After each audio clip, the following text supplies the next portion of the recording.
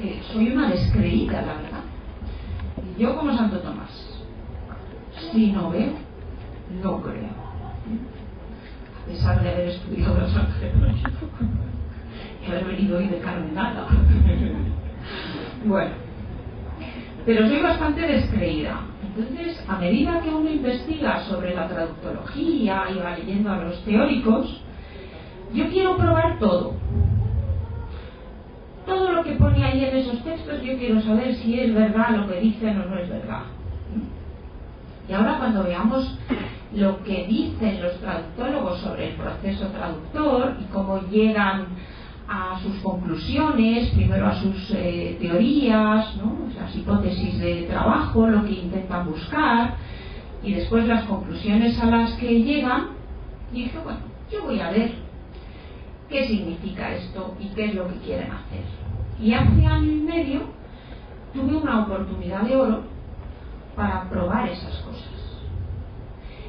Los teóricos de la traducción, cuando hablan del proceso traductor, ellos lo que intentan ver es qué pasa por la cabeza del traductor mientras está traduciendo. Y ayer les decía, un traductólogo normalmente quiere hacer una clasificación, una definición, es decir, acotar el tema lo más posible, ¿de acuerdo? Imagínense las dificultades de analizar qué es lo que pasa por la cabeza del traductor mientras está traduciendo. Porque hay, bueno, afortunadamente el cerebro de cada uno de nosotros funciona de forma distinta y depende del bagaje cultural con el que uno aborde un determinado tipo de texto, etcétera, el cerebro reaccionará de una forma o de otra. Entonces, hace año y medio, el Departamento de Psicología Clínica de la Universidad Rey Juan Carlos mandó un correo electrónico a todos los profesores de la universidad diciendo que se necesitaban personas para un proyecto de investigación, no para formar parte del proyecto de investigación como investigador, sino para hacer de conejillo de indias, de cobaya. Y yo me apunté. Dije, allá voy. Pero es que llegó el correo y a los 10 minutos estaba llamando al Departamento de Psicología Clínica. ¡Ay, qué bien! Me hicieron una entrevista en enfermedades. No. Bueno, la artrosis esa que les decía. Pero la cabeza de momento no funciona. ¿Está tomando medicación? No. ¿Habla alguna lengua extranjera? Pues sí, algunas sí. Bueno, ¿se quiere apuntar a este proyecto de investigación? Sí, pero quiero saber qué es lo que van a medir. Pues lo que vamos a medir es el funcionamiento de las neuronas, las reacciones del cerebro ante determinados estímulos, ante asociación de palabras, de conceptos. Y dije, esto es lo mío, porque ahora voy a poder probar lo que dicen los traductólogos sobre el proceso traductor. Y según llegué, me sentaron en una habitación, me explicaron lo que iban a hacer conmigo, me llenaron la cabeza de un gel pringoso, todo lleno de electrodos, con un gorro encima, y nada, allí delante del ordenador.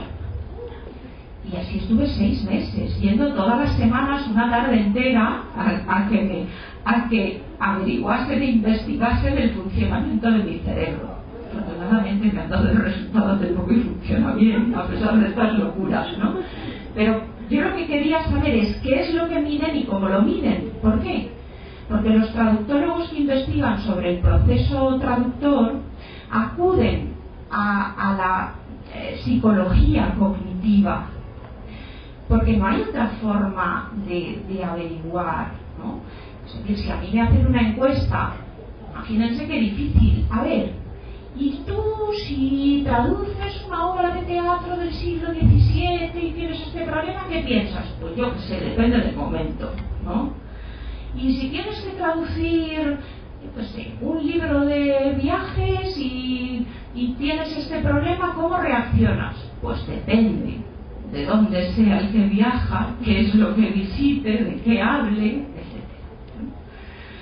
Bueno, Entonces es un tema que a mí me interesa y que además siempre quiero probar en cabeza propia. Es decir, cómo, ¿no? ¿Qué es lo que pasa por la cabeza del traductor? Porque eso además nos ayuda después a nosotros a reflexionar.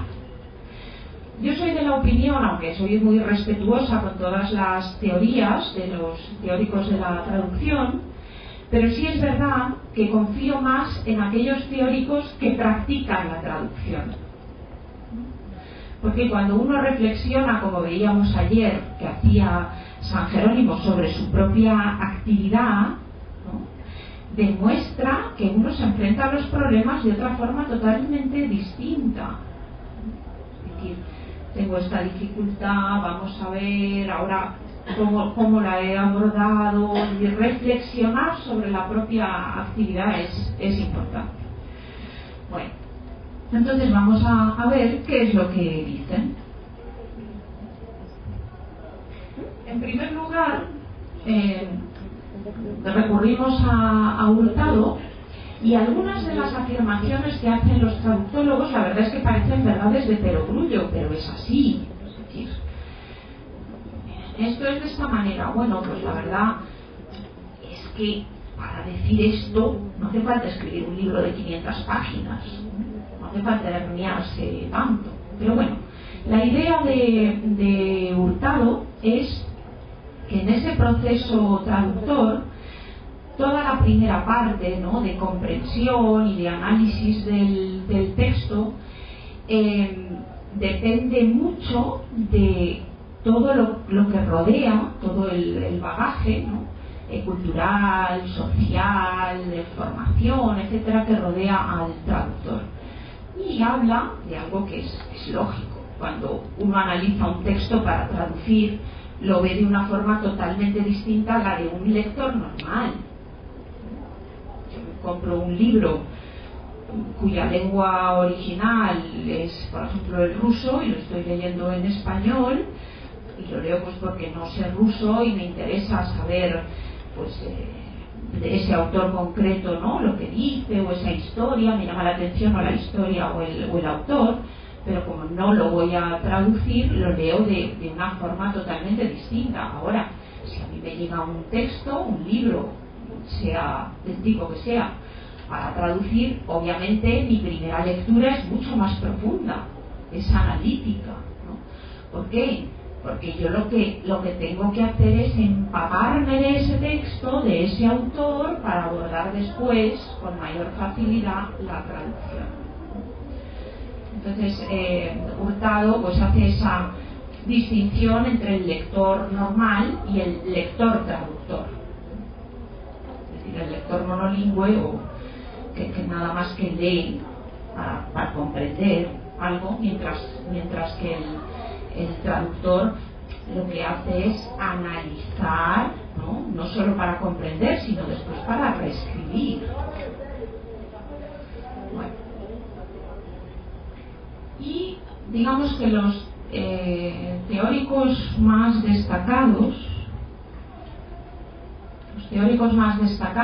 que hablan del proceso traductor son estos que figuran aquí. Por un lado, Seleskovich y Lederer, que hablan del modelo interpretativo. Por otro lado, Bell, que habla del modelo lingüístico y psicolingüístico. En tercer lugar, Kirali, que habla de un modelo sociológico y psicolingüístico. Dills, que habla del comportamiento cognitivo, es decir, en función de mis conocimientos, ¿no?, de los conocimientos que yo tenga, así será la toma de decisiones ante un problema. A continuación, otra de esas teorías sobre el proceso traductor es la de Guth, que la llamó la teoría de la pertinencia, entre otras. Depende de quién haya traducido los libros o si se han hecho revisiones de esta obra, aparece con unos términos o con otros, pero en general teoría de la pertinencia. Después, ese modelo que se llama el modelo de esfuerzo, o el modelo de esfuerzos, que lo trabajaba allí. Y por último, el proceso de comprensión de Nansen. Entonces estos son los traductólogos más importantes que hablan sobre el proceso. Ahora veremos en cada uno de ellos algunos rasgos destacados, porque me interesa que veamos, es decir, cómo llegan a esas conclusiones, por qué dicen lo que dicen, en qué se basan, cuál es la muestra que utilizan, etc.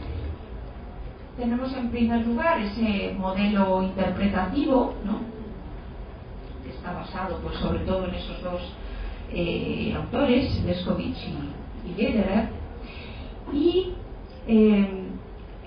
ellos cuando teorizan, cuando montan su teoría del modelo interpretativo, lo hacen basándose en su experiencia personal, Leskovich sobre todo, en su experiencia personal como intérprete de conferencias. Entonces, él es uno de los teóricos que trabaja sobre la experiencia propia de la práctica, no de la traducción escrita, sino de la interpretación, porque era su trabajo. Entonces, él lo que hace es tratar de analizar en todo ese trabajo suyo como intérprete o tratar de recordar y escribir, anotar cómo reaccionaba ante determinados problemas en el momento de la interpretación.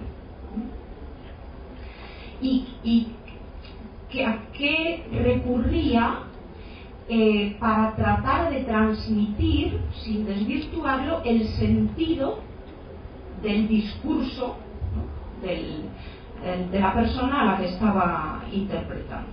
Bueno, en realidad, y en resumidas cuentas, cuando uno lee toda la teoría, ¿no?, de Leskovich, lo que viene a decir como resumen de todo es que tanto el intérprete como el traductor, pero especialmente el intérprete, que es lo que él trabaja, tiene necesariamente que poseer conocimientos lingüísticos y extralingüísticos. Es algo fundamental, ¿eh? Que solamente con el conocimiento de la lengua no vamos a ningún sitio. Es decir, tenemos que tener también conocimientos y amplios de la cultura de esa lengua, ¿no?, con la que trabajamos, o las lenguas con las que trabajamos. Bueno, es decir, que cuanto más sepa uno, mejor. Y uno sabe cada vez más a medida que van pasando los años, va teniendo más experiencia, va leyendo más y va viajando más. Al final van a terminar todos con la mochila.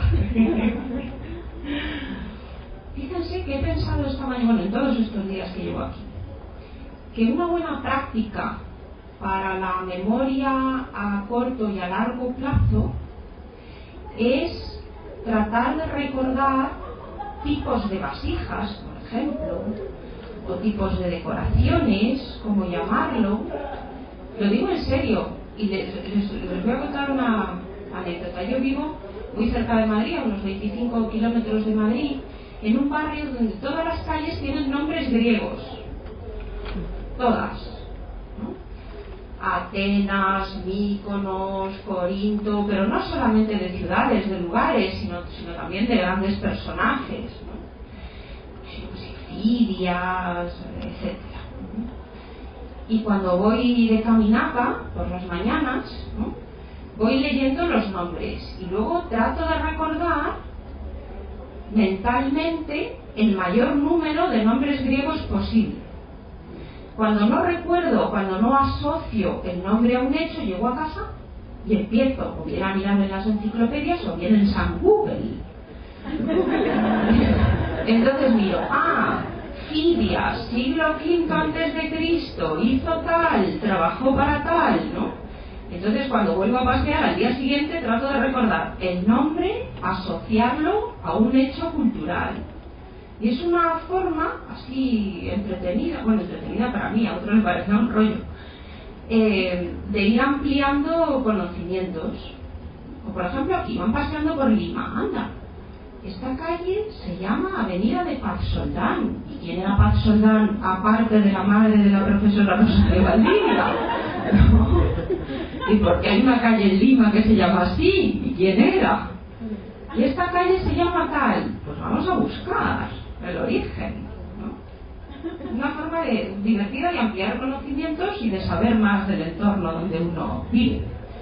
Bueno, perdón, pero es que de vez en cuando hago así estos choritillos. ¿Sí? Vamos a ver cómo es ese modelo lingüístico y psicolingüístico de Bell. Bell, ¿no? En su teoría, lo que a él le obsesiona es el que uno no traduzca y ya está, y traduzca y diga, no, esto lo hago así porque me suena mejor. No, hay que buscar la razón, y la teoría de la traducción tiene que poder explicar el proceso. Entonces, en realidad, ahí empieza su, digamos, su hipótesis de trabajo. Es decir, a ver, ¿cómo reflexiono yo y a dónde, de dónde tengo que echar los hilos para que lo que yo hago se pueda explicar mediante un presupuesto teórico, mediante un proceso? Pero es que Bell, después de mucho pensar, ¿no? 30 años pensando, no sé cuántos, pues empieza. Bueno, en realidad traducir es un proceso interactivo y puede ir de lo general a lo particular o de lo particular a lo general. Puede hacerse en forma de cascada o en forma lineal. Y al final da tantas opciones que dice uno, pero bueno, pero ¿y por qué Bell pensó tanto para decir lo que está diciendo? Si dice que todo puede ir de A a Z y de Z a A, y de 1 a 10 y de 10 a 1, todo puede ir arriba o abajo, ¿no? Bueno, pues sí, en resumidas cuentas, que traducir no podemos fijarnos en que un tipo de texto es así, y solo porque es de esta manera lo tenemos que traducir de esta otra, sino que hay que tener una cierta amplitud de miras, y tratar de acudir a todas las posibilidades posibles.